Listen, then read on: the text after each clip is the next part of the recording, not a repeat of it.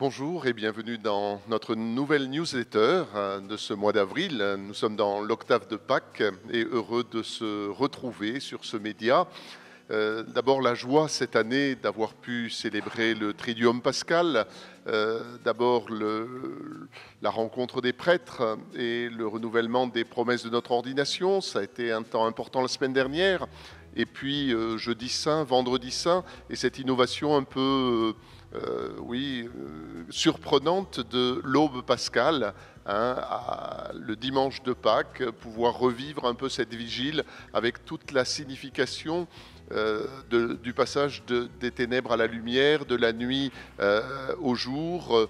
Alors dans le diocèse, pendant ce confinement, nous sommes obligés de nous adapter, et notamment au niveau des formations. Hélas, au niveau rassemblement, le pèlerinage prévu la semaine prochaine à Lourdes a dû être annulé alors qu'il y avait 70 inscrits. C'est toujours quelque chose d'impactant et qui touche un peu le moral, mais nous ne perdons pas espoir pour l'été.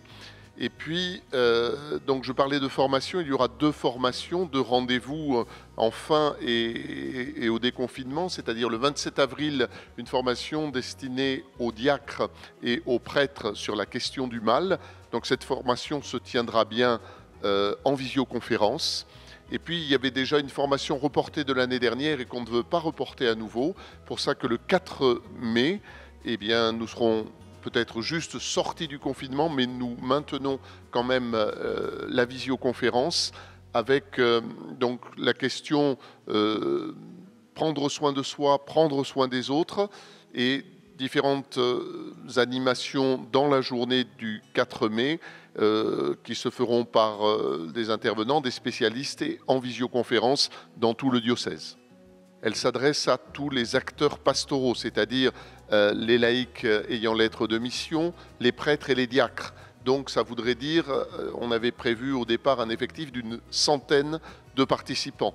Donc la question de la visio pourra nous permettre d'aller même peut-être un peu au-delà. Alors durant ce mois de confinement, ce mois d'avril, eh bien, le culte continue et c'est une grâce pour nous. Partout où il peut être célébré et toujours avec les mêmes consignes de sécurité et de distanciation et bien sûr donc lavage des mains au gel hydroalcoolique en rentrant dans le lieu de culte avec le masque bien entendu. Et puis, dans la distanciation, une chaise sur 3 et un banc sur 2 inoccupés. Cela permet de continuer à vivre nos célébrations dans une sécurité par rapport à la transmission du virus. Voilà, c'est important pour nous de continuer à vivre notre foi et à célébrer en présentiel. Donc toutes ces informations, vous les trouverez mises à jour bien sûr sur notre site internet du diocèse de Limoges. N'hésitez pas à venir le consulter. Et puis nous nous donnons rendez-vous dans 15 jours pour une nouvelle newsletter du diocèse.